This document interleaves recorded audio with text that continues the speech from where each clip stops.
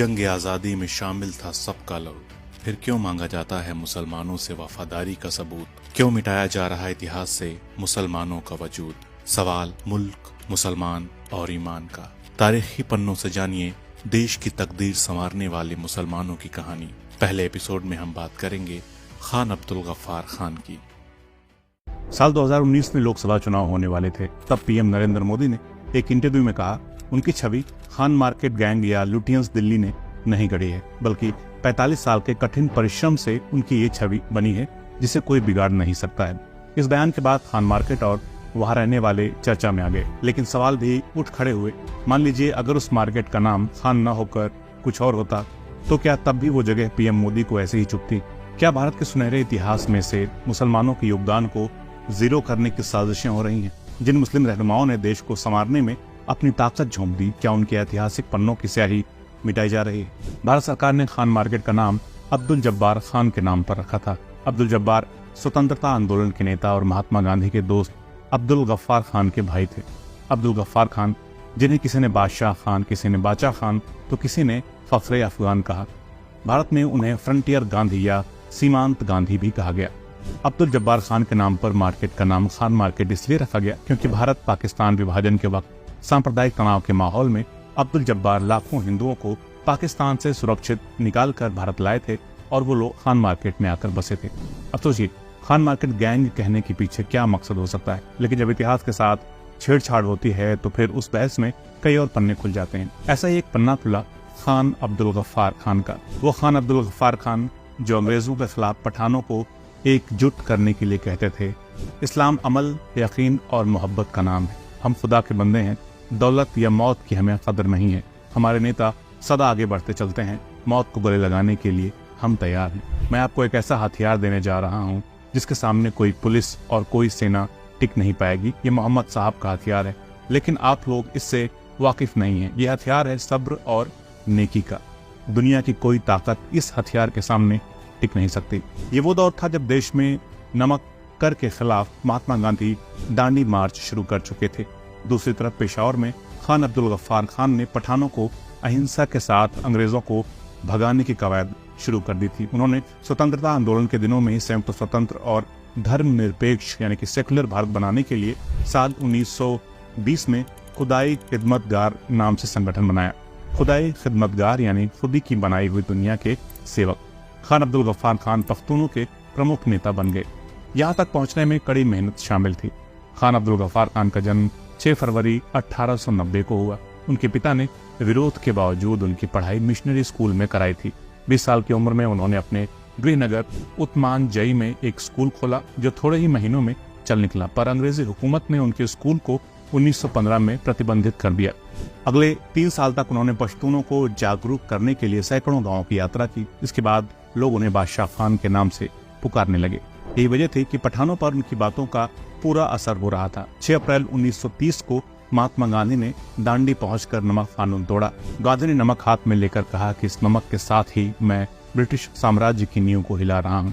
गांधी के समर्थन में खान अब्दुल गफ्फार खान पेशावर में मार्च निकालने लगे। सभी शांतिपूर्वक अंग्रेजों के खिलाफ सड़कों पर थे। इनमें खुदाई खिदमतगार के सदस्यों की संख्या ज्यादा थी। 23 अप्रैल 1930 की बात है। अंग्रेज सरकार की आलोचना करने वाले भाषण देने के जुर्म में खान अब्दुल गफ्फार को पेशावर में अंग्रेजी हुकूमत ने गिरफ्तार करा दिया। यह खबर पेशावर के किस्सा खानी बाजार में आग की तरह फैली। उन लोगों ने अपने नेता को छुड़ाने के लिए अहिंसक रूप से प्रदर्शन करना शुरू किया। इस दौरान और भी खुदाई खिदमतगार नेताओं की गिरफ्तारी हुई, मगर इस गिरफ्तारी से खुदाई खिदमतगार के सदस्यों में खौफ पैदा नहीं हुआ, बल्कि गिरफ्तारी ने और उनके हौसले बुलंद कर दिए। आजादी के मतवाले बनकर वो अहिंसावादी रहस्य गिरफ्तारी के खिलाफ जुलूस निकालने लगे। इस जुलूस में न सिर्फ पश्तून पठान थे, बल्कि सिख और हिंदू भी शामिल रहे। भीड़ इस तरह जमा होती गई जैसे जलियांवाला बाग में एकदम निहत्थ थी।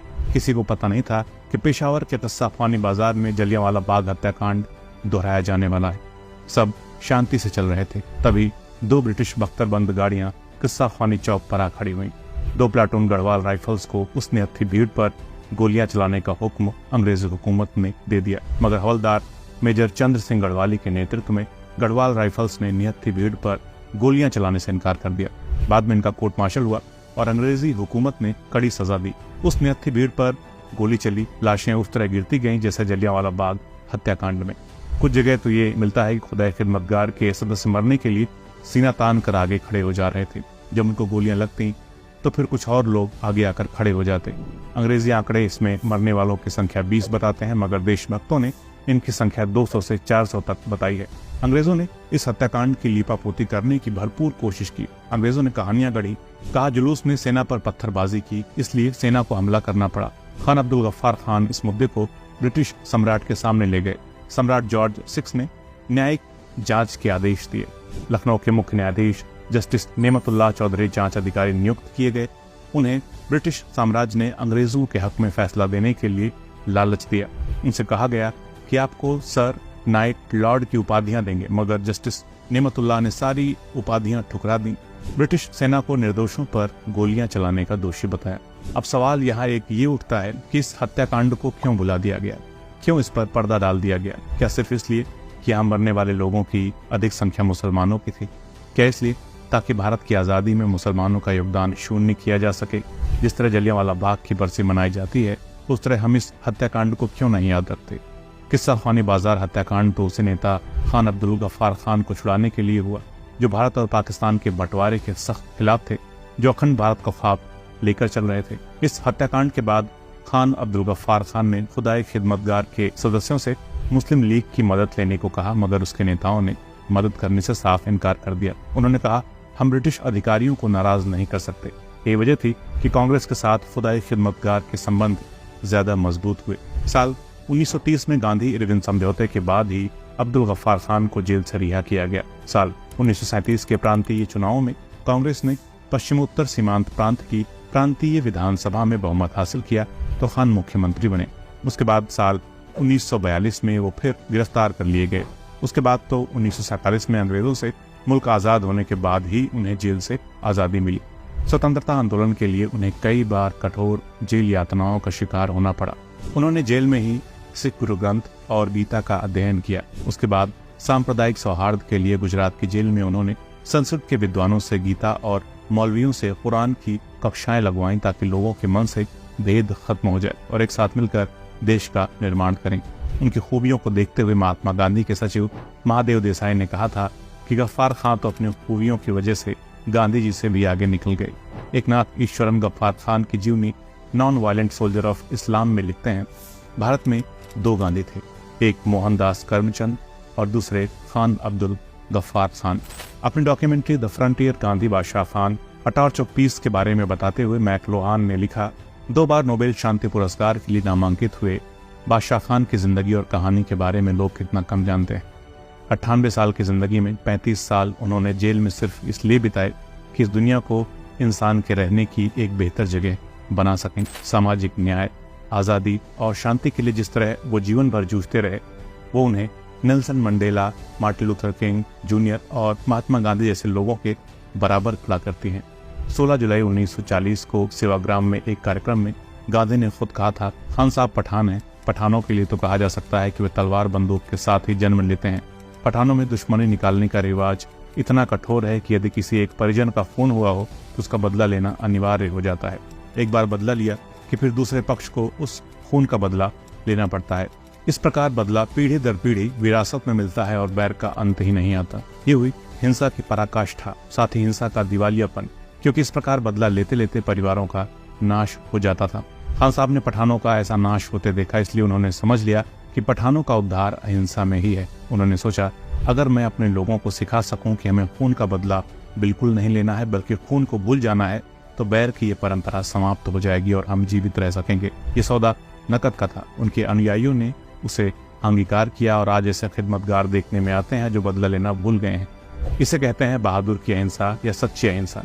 खान अब्दुल गफ्फार खान ने अहिंसा का दामन ऐसा थामा कि मौत आ गई, मगर अपने ऊपर हुए जुल्म को लेकर किसी से उफ तक न कहा, बल्कि उन्होंने अपने ऊपर हर जुल्म का सब्र किया। उनकी इस खूबी वाले किरदार से पठान तो क्या, ब्रिटिश भी प्रभावित हो गए। साल 1939 में म्यूरियल लेस्टर नाम की एक ब्रिटिश शांतिवादी ने जब सीमा प्रांत का दौरा किया तो बादशाह खान के अहिंसक व्यक्तित्व से इस कदर प्रभावित हो गईं कि उन्होंने महात्मा गांधी को चिट्ठी में लिखा, खान अब्दुल गफ्फार खान को भली भांति जान लेने के बाद मैं ऐसा महसूस करती हूँ कि जहाँ तक दुनिया भर में अद्भुत व्यक्तियों से मिलने का सवाल है, इस तरह का सौभाग्य मुझे अपनी जिंदगी में शायद कोई और नहीं मिलने वाला है।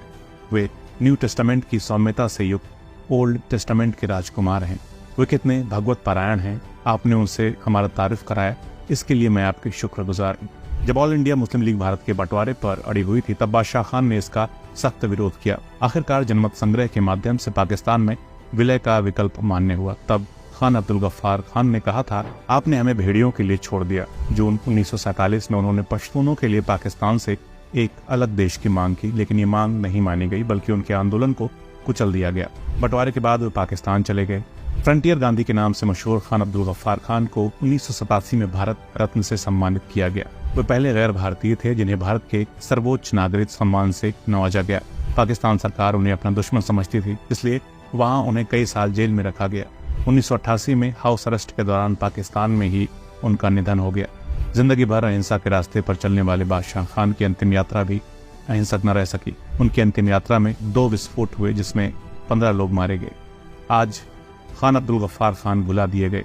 क्या आप चाहेंगे ऐसे स्वतंत्रता सेनानी, सांप्रदायिक सौहार्द के रहबर, शांति के मसीहा जो हमें इंस्पायर करते हैं, उनको आने वाली नस्लें बिल्कुल भूल जाएं? अगर नहीं तो मेरी अपील है कि आप इस वीडियो को शेयर जरूर करें, ये कहानी दूसरों को भी सुनाएं। मेरे YouTube चैनल रोहित उपाध्याय को सब्सक्राइब कर लें और अगर चैनल को सपोर्ट करना चाहते हैं तो प्लीज चैनल को ज्वाइन भी कर लें। मिलते हैं अगले वीडियो में एक नई कहानी के साथ। नमस्कार।